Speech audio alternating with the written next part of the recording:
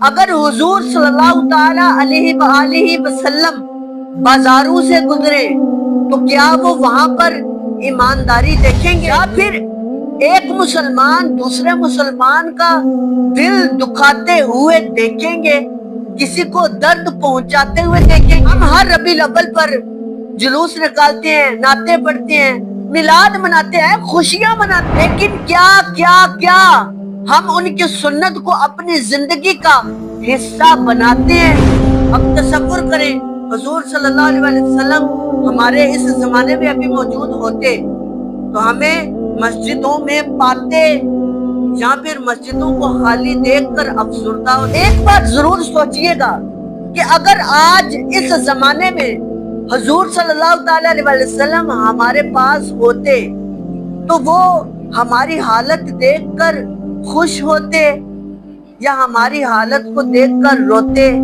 ہم سے ناراض ہوتے؟ میں یہ سمجھتا ہوں کہ اس وقت اس زمانے میں جو حال چل رہے ہیں حضور صلی اللہ تعالی علیہ وسلم ناراض ہوتے، نہ صبر، نہ حلم، نہ عاجزی، نہ بردباری، نہ بڑوں کا ادب، نہ چھوٹوں پر شفقت، کچھ بھی تو نہیں۔ وہ نبی، وہ حضور، وہ تمام رسولوں کا سردار محمد مصطفیٰ صلی اللہ علیہ وسلم ہمارے درمیان موجود ہو، ہمارا موبائل چیک کر رہے ہوں اور ہماری سرچ ہسٹری سامنے آ جائے، اس وقت ہم حضور صلی اللہ علیہ وسلم سے نظریں ملا سکیں گے؟ کیا اس وقت حضور صلی اللہ علیہ وسلم افسردہ ہوں گے یا پھر خوش ہوں گے کہ میری امت تو بہت اچھے رستوں پر چل رہی ہے؟ بسم اللہ الرحمن الرحیم، السلام علیکم ورحمۃ اللہ وبرکاتہ۔ تصور کریں کہ آج اسی لمحے ہمارا کوئی دروازہ کھٹکھٹائے اور ایک شخص اندر داخل ہو اور وہ یہ کہے کہ السلام علیکم ورحمۃ اللہ وبرکاتہ، میں محمد ہوں۔ اب جب ہم نے یہ سنا کہ یہ وہ محمد ہے جو خاتم النبیین ہے، جو تمام رسولوں کے سردار ہیں، اب ہم یہ بتائیں کہ جب ہم یہ سنیں گے کہ وہ شخص محمد ہیں تو کیا ہمارے دل دھڑکنا رک جائیں گے؟ کیا ہمارے قدم لڑکھڑا جائیں گے؟ کیا ہم ان کو گلے لگانے کے قابل ہیں؟ کیا ہم ان سے نظریں ملانے کے قابل ہیں؟ جب ہمیں یہ یاد آئے کہ ہم دن میں کتنے جھوٹ بولتے ہیں، اب وہ شخص ہمارے سامنے کھڑا ہے جو یہ کہتا ہے کہ اے میری امت جھوٹ مت بولو، لیکن ہمیں جب یہ یاد آئے کہ ہم دن میں کتنے جھوٹ بولتے ہیں، اس وقت ہمیں یہ یاد آئے کہ ہم چھوٹے چھوٹے کاموں میں جھوٹ بولنے کے عادی ہو چکے ہیں، کیا وہ نبی جو صادق ہیں، امین ہیں، ہماری یہ حالت سن کر خوش ہوں گے یا ناراض ہوں گے؟ قرآن پاک کہتا ہے کہ حضور صلی اللہ علیہ وسلم عظیم مرتبے پر فائز ہیں، عظیم اخلاق پر فائز ہیں۔ اب کیا ہم نے ان کے اخلاق کو اپنایا؟ کیا اپنے اخلاق میں نرمی برتی یا سختی برتی؟ کیا ہم نے اپنے اخلاق کے ذریعے لوگوں کو دور کیا یا نزدیک کیا؟ اگر حضور صلی اللہ تعالی علیہ وآلہ وسلم بازاروں سے گزرے تو کیا وہ وہاں پر ایمانداری دیکھیں گے یا پھر جھوٹ، دھوکہ، ملاوٹ، ایسی دیگر بیماریاں دیکھیں گے؟ یا پھر ایک مسلمان دوسرے مسلمان کا دل دکھاتے ہوئے دیکھیں گے، کسی کو درد پہنچاتے ہوئے دیکھیں گے؟ ہم ہر ربیع الاول پر جلوس نکالتے ہیں، نعتیں پڑھتے ہیں، میلاد مناتے ہیں، خوشیاں مناتے ہیں، لیکن کیا ہم ان کی سنت کو اپنی زندگی کا حصہ بناتے ہیں؟ اب ان کی سنت صرف لباس اور داڑھی تک محدود نہیں، بلکہ ان کا حلم، ان کی بردباری، ان کی عاجزی، ان کا صبر کرنے کی طاقت، کیا وہ ہم میں موجود ہیں یا نہیں؟ اگر وہ مسجد میں آئیں تو خالی صفیں دیکھ کر وہ افسردہ ہوں گے یا ہم کو مسجدوں میں پائیں گے؟ جیسا دور چل رہا ہے یقین مانیے وہ مسجدیں بالکل خالی ہو چکی ہیں، مسجدوں میں زیادہ سے زیادہ 1 صف ہوتی ہے یا 1.5 صف. جس طرح جمعہ میں یا عیدین کے موقع پر مسجدیں بھری ہوتی ہیں، جگہ بھی نہیں ملتی. 5 وقت نماز میں ہمیں وہ مسجد فل نہیں ملتی، بلکہ جگہ ہی جگہ ملتی ہے. اب تصور کریں حضور صلی اللہ علیہ وسلم ہمارے اس زمانے میں ابھی موجود ہوتے تو ہمیں مسجدوں میں پاتے یا پھر مسجدوں کو خالی دیکھ کر افسردہ ہوتے. کیا ہم حضور صلی اللہ علیہ وسلم سے یہ کہہ پاتے کہ ہم 5 وقت دن میں اللہ سے باتیں کرتے ہیں؟ نماز میں اللہ سے ہی باتیں کی جاتی ہیں نا. اور کیا ہم ان سے اس وقت نظریں ملا سکتے تھے جب وہ پوچھیں گے کہ اے میری امت تمہاری نمازیں کہاں ہیں؟ تب ہم ان سے نظریں ملا سکیں گے. بار بار میں وہی بات کر رہا ہوں کہ حضور صلی اللہ علیہ وسلم غاروں میں ہمارے لیے رویا کرتے تھے، لیکن کیا ہم آج بھی حضور صلی اللہ علیہ وسلم کی تعلیمات کو اپنائے ہوئے ہیں یا نہیں؟ ایک بات ضرور سوچئے گا کہ اگر آج اس زمانے میں حضور صلی اللہ تعالی علیہ وسلم ہمارے پاس ہوتے تو وہ ہماری حالت دیکھ کر خوش ہوتے یا ہماری حالت کو دیکھ کر روتے، ہم سے ناراض ہوتے؟ میں یہ سمجھتا ہوں کہ اس وقت اس زمانے میں جو حال چل رہے ہیں حضور صلی اللہ تعالی علیہ وسلم ناراض ہوتے. نہ صبر، نہ حلم، نہ عاجزی، نہ بردباری، نہ بڑوں کا ادب، نہ چھوٹوں پر شفقت، کچھ بھی تو نہیں. اے امت محمد صلی اللہ علیہ وسلم ابھی بھی وقت ہے. بے شک وہ جسمانی طور پر ہمارے درمیان نہیں، لیکن ان کی سنت آج بھی ہمارے درمیان زندہ ہے.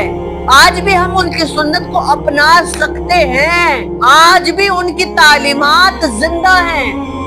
آج بھی ہم ان کی سنت کو اپنا سکتے ہیں. ان کی دعائیں، جو سب سے بڑا تحفہ حضور صلی اللہ تعالی علیہ وسلم کو ملا تھا معراج شریف کے موقع پر کہ حضور صلی اللہ علیہ وسلم معراج شریف پر گئے، اس وقت بھی وہ اپنی امت کے لیے روتے رہے. ربی حبلی امتی، اے میرے رب میری امت کو بخش دے. لیکن آج امت جس طرف چلی گئی ہے اس طرف چلی گئی ہے جس کی طرف اس کو جانا نہیں چاہیے تھا. ایک دفعہ یہ ضرور سوچئے گا ہم کن رستوں پر چلے گئے ہیں. ہم جن رستوں پر چلے گئے ہیں کیا وہ کفار کا رستہ تو نہیں؟ کیا وہ شیطان کا رستہ تو نہیں؟